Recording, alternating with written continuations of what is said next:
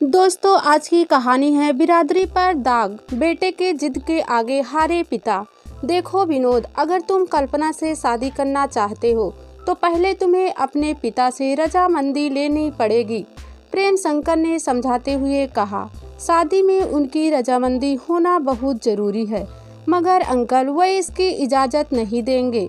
विनोद ने इनकार करते हुए कहा। क्यों नहीं देंगे इजाज़त? प्रेम शंकर ने सवाल पूछा। क्या तुम उन्हें समझाओगे नहीं? मैं अपने पिता की आदतों को अच्छी तरह से जानता हूँ। वह कभी नहीं समझेंगे और हमारी इस शादी के लिए इजाज़त भी नहीं देंगे। एक बार फिर इनकार करते हुए विनोद बोला। आप उन्हें समझा दें तो अच्छा रहेगा। मेरे समझाने से क्या वह मान जाएंगे? प्रेम शंकर ने पूछा। हाँ अंकल, वह मान जाएंगे। यह कहकर विनोद ने गेंद उसके पाले में फेंक दी। विनोद प्रेम शंकर के मकान में किराएदार था। उसे अभी बैंक में लगे 2 साल हुए थे। इन 2 सालों में विनोद ने किराए के मामले में उन्हें कभी दिक्कत नहीं पहुंचाई थी। एक तरह से उनके घरेलू संबंध हो गए थे। विनोद के बैंक में ही कल्पना काम करती थी। उसे भी बैंक में लगे तकरीबन 2 साल हुए थे। उम्र में वह दोनों बराबर के थे। दोनों कुंवारे थे। दोनों में कब प्यार पनपा पता ही नहीं चला। वह एक दूसरे के कमरे में घंटों बैठे रहते थे। दोनों ही तकरीबन 2000 किलोमीटर दूर से इस शहर में नौकरी करने आए थे। कभी कभी कल्पना की माँ जरूर उसके पास रहने आ जाती थी। तब कल्पना माँ से कोई बहाना करके विनोद के कमरे में आती थी। प्रेम शंकर यह सब जानते थे। जब कल्पना घंटों विनोद के कमरे में बैठी रहती, तब प्रेम शंकर को लगा कि उन दोनों में प्यार की खिचड़ी पक रही है। एक दिन मौका देखकर उन्होंने विनोद से खुलकर बात की। नतीजा यही निकला कि विनोद के पिता इस शादी के लिए कभी राजी नहीं होंगे, क्योंकि वह ऊंची जाति का था, जबकि कल्पना निचली जात की। प्रेम शंकर बोले। ठीक है विनोद, अगर तुम कल्पना से शादी करना चाहते हो तो तुम्हें अपने माता पिता को भरोसे में लेना होगा। मगर विनोद इनकार करते हुए बोला। अंकल, वो इस शादी के लिए कभी इजाज़त नहीं देंगे। तब प्रेम शंकर ने कहा था, आखिर वह भी तो इंसान है, कोई जानवर नहीं। तुम उन्हें बुलाओ। अगर वह नहीं आएंगे तो मैं चलूँगा तुम्हारे साथ उनको समझाने।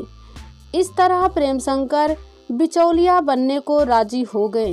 विनोद के बुलाने पर पिता अरुण आ गए।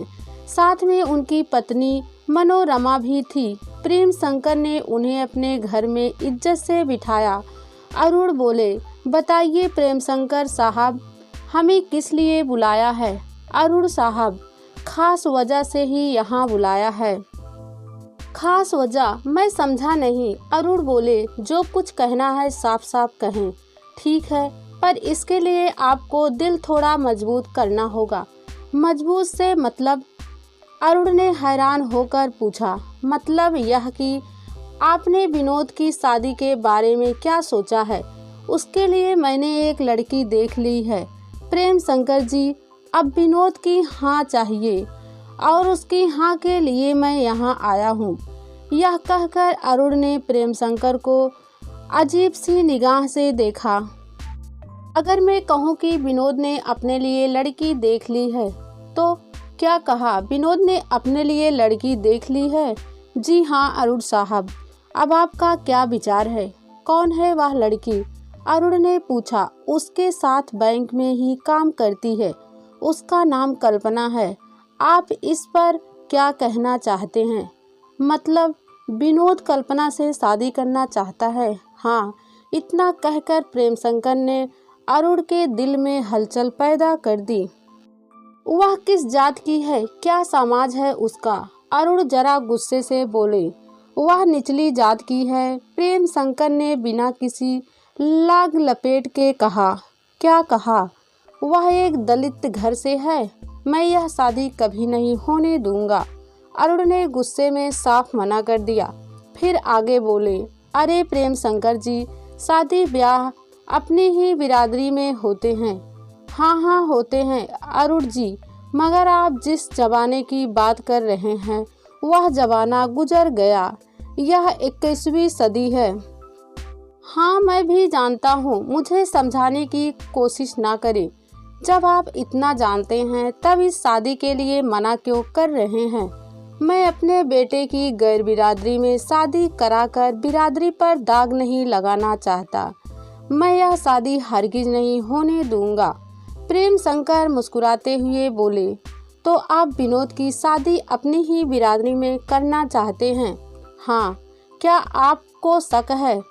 आप विनोद से तो पूछ लीजिए। पूछना क्या है, वह मेरा बेटा है। मेरा कहना वह टाल नहीं सकता। अपने बेटे पर इतना भरोसा है तो पूछ लीजिए उससे कि वह आपकी पसंद की लड़की से शादी करेगा या अपनी पसंद की लड़की से। कहकर प्रेम शंकर ने भीतर की तरफ इशारा करके कहा, विनोद यहाँ आ जाओ। भीतर बैठे विनोद और कल्पना इसी इंतजार में थे। वह दोनों बाहर आ गए। अरुण कल्पना को देखते रह गए। प्रेम शंकर बोले, पूछ लो अपने बेटे से, यह वह कल्पना है जिससे यह शादी करना चाहता है। क्यों विनोद, यह मैं क्या सुन रहा हूँ? विनोद के पापा अरुण बोले, जो कुछ सुन रहे हैं सच सुन रहे हैं पापा। विनोद ने कहा, तुम इस कल्पना से शादी नहीं कर सकते। अरुण ने कहा, पापा मैं शादी करूँगा तो इससे ही। विनोद बोला, मैं तुम्हारी शादी इस लड़की से हरगिज नहीं होने दूंगा। मैं शादी करूंगा तो सिर्फ कल्पना से ही। ऐसा क्या है जो तुम इसकी रट लगाए हुए हो? कल्पना मेरा प्यार है। प्यार? 2 से 4 मुलाकातों को तुम प्यार समझ बैठे हो? चिल्लाकर अरुण बोले, कान खोल कर सुन लो विनोद, तुम्हारी शादी वहीं होगी जहां हम चाहेंगे। पापा सच कर रहे हैं विनोद। माँ मनोरमा बीच में ही बात काटते हुए बोली, यह लड़की हमारी जात बिरादरी की भी नहीं है। इससे शादी करके हम समाज में अपनी नाक नहीं कटा सकते हैं। इसलिए इसके साथ शादी करने का इरादा छोड़ दे। माँ, मेरे इरादों को कोई बदल नहीं सकता है।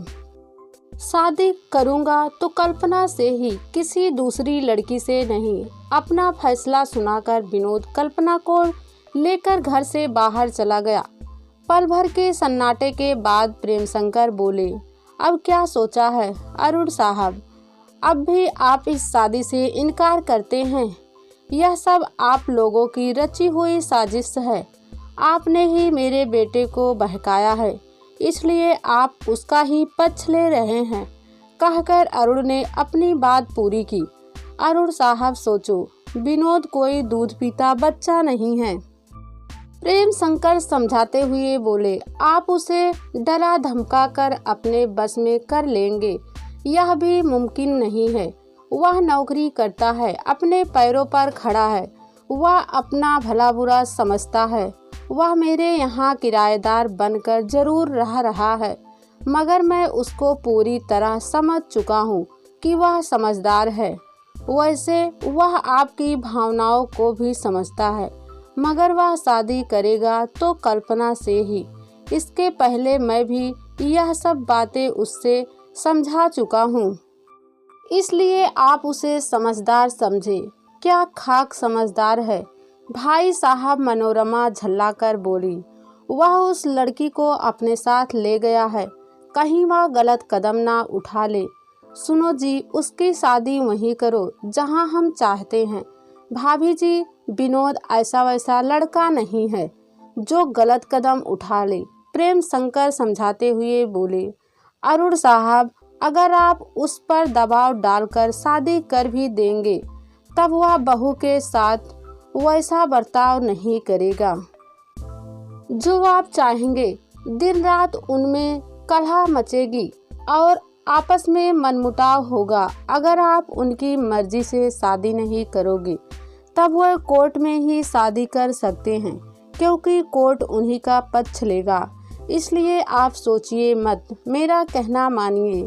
इसकी शादी आप आगे रहकर करें और पिता की जिम्मेदारी से छुटकारा पा जाएं। मगर इस शादी से समाज में हमारी कितनी किरकिरी होगी, यह आपने सोचा है?